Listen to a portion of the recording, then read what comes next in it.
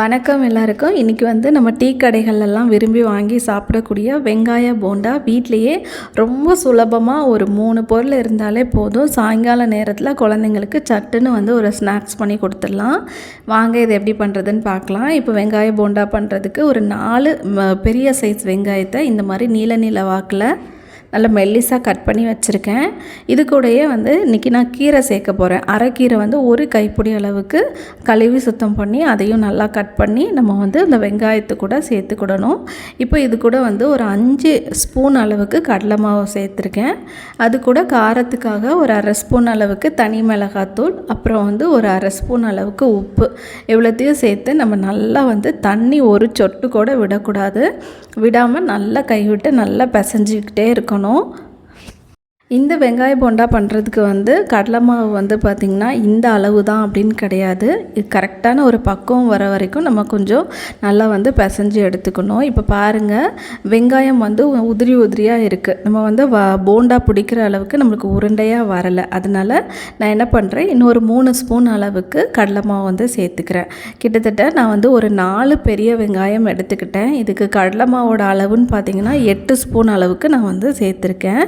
இப்போ பாருங்கள், மறுபடியும் கடலை மாவு சேர்த்து நம்ம நல்லா பிசையும் போது கரெக்டாக அந்த உருட்டி போடுற அளவுக்கு நம்மளுக்கு அந்த பதம் கிடச்சிரும்.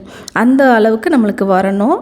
இப்போ இது கூட நான் கொஞ்சமாக கருவேப்பிலை சேர்த்துக்கிறேன். நம்ம போண்டா சாப்பிடும்போது அந்த கருவேப்பிலையோட வாசனையும் டேஸ்ட்டும் ரொம்ப சூப்பராக இருக்கும். இப்போ பாருங்கள், நம்ம மெதுவாக எடுத்து கொஞ்சம் மாவு எடுத்து அதை லைட்டாக ரொம்ப அமுத்தாமல் சாஃப்டாக அதை மெதுவாக உருண்டை பிடிக்கும்போது நம்மளுக்கு கரெக்டாக வரும். இந்த அளவுக்கு நம்ம நல்லா பிசைஞ்சு எடுத்துக்கணும்.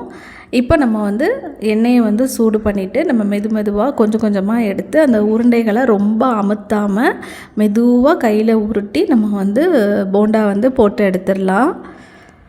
கடலை மாவு கம்மியான அளவில் சேர்க்கும்போது அந்த வெங்காயம் அங்கங்கே பிரிஞ்சு போயிடும்.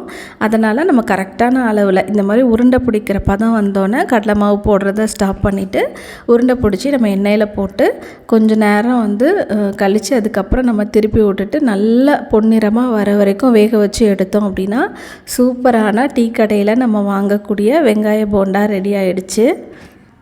நிறைய பேர் இந்த வெங்காய போண்டாவை நிறைய விதமாக செய்வாங்க. ஆனால் இது எப்படின்னா சட்டுன்னு நம்ம வீட்டில் இருக்க பொருளை வச்சு நம்ம குயிக்காக செஞ்சு குழந்தைங்களுக்கு கொடுத்து சாப்பிட வைக்கலாம். ரொம்ப டேஸ்ட்டாகவும் இருக்கும். நம்ம கீரை சேர்க்குறனால ரொம்ப ஹெல்த்தியும் கூட. மறக்காமல் நீங்களும் உங்கள் வீட்டில் இந்த மாதிரி செஞ்சு பார்த்துட்டு எப்படி வந்துச்சு அப்படின்னு சொல்லிட்டு எனக்கு கமெண்ட் பண்ணுங்கள். அது மட்டும் இல்லாமல் இந்த மாதிரி வீடியோஸ் நீங்கள் ரெகுலராக பார்க்கணும் அப்படின்னா நம்மளோட சேனலை சப்ஸ்கிரைப் பண்ணி வச்சுக்கோங்க. பக்கத்தில் இருக்க பெல் பட்டனையும் மறக்காமல் கிளிக் பண்ணி வச்சுக்கோங்க. நன்றி.